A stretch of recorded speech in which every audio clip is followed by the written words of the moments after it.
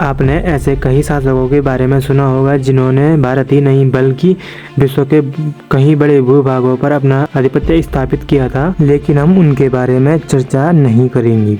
जी हाँ गाइस, आज हम इस वीडियो में भारत के अंदर छोटे छोटे जो आधिपत्य स्थापित हो रखे थे उन्हीं के बारे में चर्चा करेंगे। आप में से कितने लोगों ने चांदपुर गढ़ के बारे में सुना है? मैं सही हूँ तो आप में से कई लोगों ने यह शब्द पहली बार सुना होगा। आज हम इसी चांदपुर गढ़ से रिलेटिव जानकारी आपको देंगे। नमस्कार दोस्तों, मेरा नाम है दिव्यांशु और आप देख रहे हैं भारत भूमि UK 108। अगर आप इस चैनल पर नए हैं तो चैनल को सब्सक्राइब कर इस वीडियो को लाइक कर देना, जिससे मुझे भी मोटिवेशन मिलता है और ऐसी नई वीडियो बनाने के लिए। तो गाइस, चांदपुर गढ़ एक प्रसिद्ध गढ़ है जो कि उत्तराखंड के चमोली जिले में स्थित पंचबद्री में से एक आदिबद्री के निकट स्थित है। इतिहास के पन्नों पर नजर डालें तो 8वीं से 9वीं शताब्दी के बीच उत्तराखंड में जबरदस्त राजनीतिक उथल पुथल मची हुई थी, जिससे यहाँ 52 गढ़ों का निर्माण हो गया। उसमें से एक था चांदपुर गढ़, जहाँ सूर्यवंश के राजा भानु प्रताप का शासक था, और अन्य 52 गढ़ों पर भी बिष्ट, रमोला, रावत, सजवान, रौतेला और राणा जाति के लोगों का शासन था। और इसे इतिहास में सजोने का कार्य पंडित हरिकृष्ण रतूड़ी ने किया, जो उत्तराखंड के इतिहासकार के रूप में जाने जाते हैं। इन्होंने अपनी एक किताब लिखी जिसका नाम है गढ़वाल का इतिहास, जिसमें 52 गढ़ों की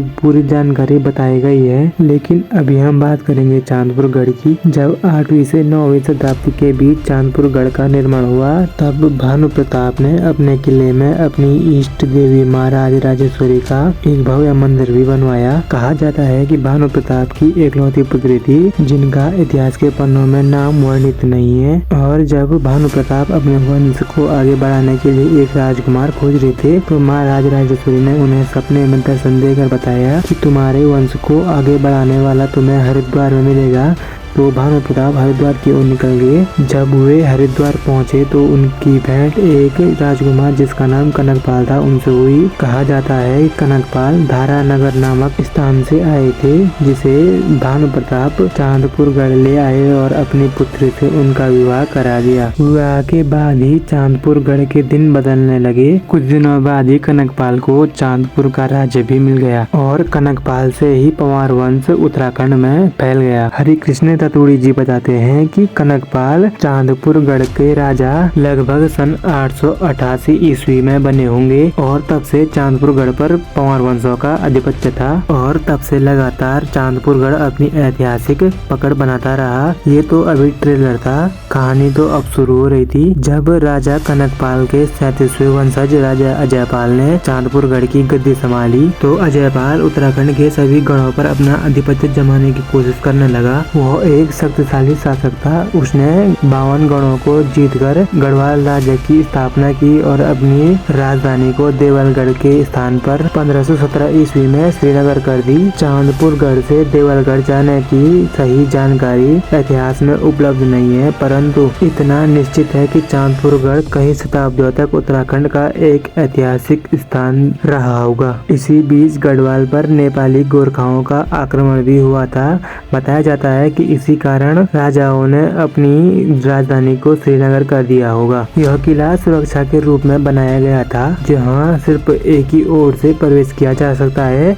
पीछे की ओर खाई और दोनों साइड नदियां थी, जिससे इस किले में कोई भी घुसपैठिया प्रवेश नहीं कर सकता था। गढ़ के थोड़ा नीचे पर एक कुआं था, परंतु उतना ऊपर पानी आता होगा या नहीं वो पता नहीं, लेकिन वहाँ के स्थानीय लोगों का मानना था कि पहले यहाँ से नीचे नदी तक पूरी सुरंग जाती थी, जहाँ से पानी लाया जाता था। जिस जगह पर यह कुआं है वो ऐसी जगह पर पानी तो बिल्कुल ही नहीं होगा। या तो ये रेन वाटर हार्वेस्टिंग के लिए था, या तो इसमें सच में ही सुरंग थी जो नीचे आटागाड़ में मिलती थी। गढ़वाल को वीर भड़ों का देश भी कहा जाता था। उन्हीं में से 2 भड़ थे, सोरू और भौरू। ये चांदपुर इलाके में ही रहते थे और कहा जाता है कि दुदू तोली खान से ये बहुत सारे ऐसे पत्थर जो चांदपुर गढ़ में अभी भी हैं, उनको ये दोनों भाई अपनी पीठ में लाए थे और इन दोनों की ही वजह से अजयपाल सभी गढ़ों पर विजय हासिल कर पाया। आपने गढ़वाल की प्रसिद्ध यात्रा मां नंदा यात्रा भी सुनी होगी। यह भी यहीं से और इन्हीं वंशजों से शुरू हुई थी और चांदपुर गढ़ मां नंदा राज यात्रा का तीसरा पड़ाव है। भारत पर अंग्रेजों के आक्रमण के के बाद गढ़वाल का कुछ हिस्सा अंग्रेजों ने अपने आधिपत्य में ले लिया और टिहरी वाला हिस्सा ही राजा कीर्ति शाह के पास बचा रहा। तो ये थी गढ़वाल बनने की कहानी और गढ़वाल में चांदपुर गढ़ की महत्वपूर्ण भूमिका। तो मिलते हैं ऐसे ही किसी और वीडियो में, तब तक के लिए गुड बाय। जय सनातन, जय श्री केदार।